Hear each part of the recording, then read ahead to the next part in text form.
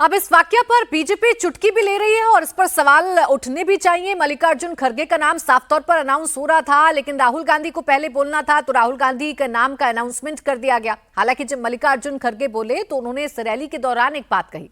उन्होंने कांग्रेस कार्यकर्ताओं को मैसेज देने की कोशिश की कि परिवार से पहले पार्टी और देश है। कल उन्होंने कहा कि उनके बेटे का 8 घंटे तक ऑपरेशन चला, पत्नी और डॉक्टर बेटी का फोन भी आया कि इस वक्त उन्हें यहां आना चाहिए, लेकिन उन्होंने उसे दरकिनार कर दिया। बीमार बेटे की जगह उन्होंने संसद की कार्यवाही में शामिल होना और रैली में आने को तरजीह दी। इस दौरान उन्होंने बॉर्डर पर तैनात जवानों का भी जिक्र किया, इंदिरा, राजीव और सोनिया गांधी की कुर्बानी का भी जिक्र किया। मेरा बेटे का 8 घंटे का ऑपरेशन था परसों, तब मैंने सोचा अरे 8 घंटे का ऑपरेशन है। मेरी पत्नी मुझे फोन की, मेरी बेटी डॉक्टर है, उसने किया, घर के 3-4 लोग फोन किए कि ये बड़ा ऑपरेशन है, आपको आना चाहिए। तो मैंने उनको बोला ठीक है ठीक है। फिर आखिरी में सोचा अरे इस देश के लिए बॉर्डर पे जाके ये जवान मरता है अपने मातृभूमि के लिए, और देश के हित में इंदिरा गांधी जी कुर्बान दी, राजीव गांधी जी कुर्बान दिए और सोनिया गांधी जी सब कुछ त्याग की, और मैं अपने बेटे के लिए जाऊं और ये पार्लियामेंट छोड़ के और यहाँ पर जो वोट चोरी का इतना बड़ा जो जुलूस है या बहुत बड़ी लड़ाई है, इस लड़ाई के छोड़ को मैं नहीं जाऊंगा। जैसा कि सरहद पे जवान लड़ता है, जैसा कि हमारे सोनिया गांधी जी लड़े हैं, जैसा कि हमारे राहुल गांधी पैदल चल रहे हैं।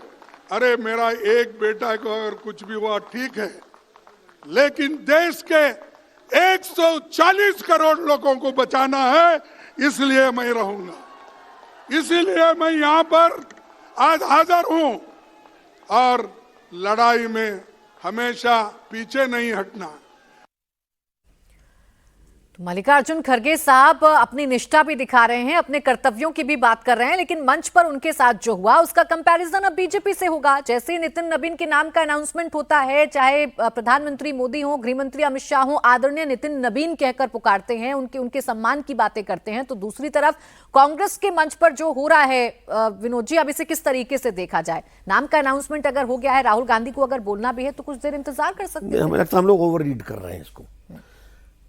दरअसल ये गलती ये है कि खड़गे जी को बाद में ही बोलना था, वो ऑर्डर में रणदीप सिंह सुरजेवाला से गलती हुई, और ये बात चूंकि कांग्रेस अध्यक्ष वो है और किसी भी पार्टी में सबसे वरिष्ठ कांग्रेस अध्यक्ष को माना जाता है। प्रधानमंत्री बन जाए तो अलग बात है, जैसे बीजेपी मोदी जी प्रधानमंत्री है तो मोदी जी सबसे बाद में बोलेंगे, राहुल जी प्रधानमंत्री होते तो बाद में बोलते। लेकिन चूंकि कांग्रेस अध्यक्ष मल्लिकार्जुन खड़गे हैं, और हमेशा आप देखिए किसी भी रैली में जब दोनों साथ होते हैं तो खड़गे जी बाद में बोलते हैं। यहाँ क्यों पहले उनका नाम पुकारा गया?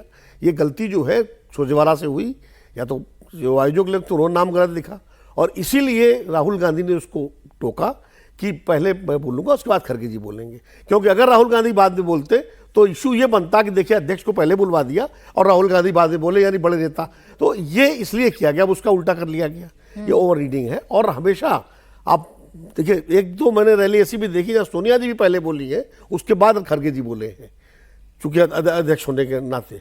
अभी एक कार्यक्रम में मैं पिछले दिनों था, एक व्यक्तिगत कार्यक्रम था किसी के यहाँ, वहाँ राहुल गांधी और खड़गे जी दोनों लोग थे, और वहाँ इस बात का पूरा ध्यान रखा गया कि खड़गे जी के प्रोटोकॉल में कमी ना हो पाए, और पहले कौन जाएगा यहाँ से, तो खड़गे जी पहले गए।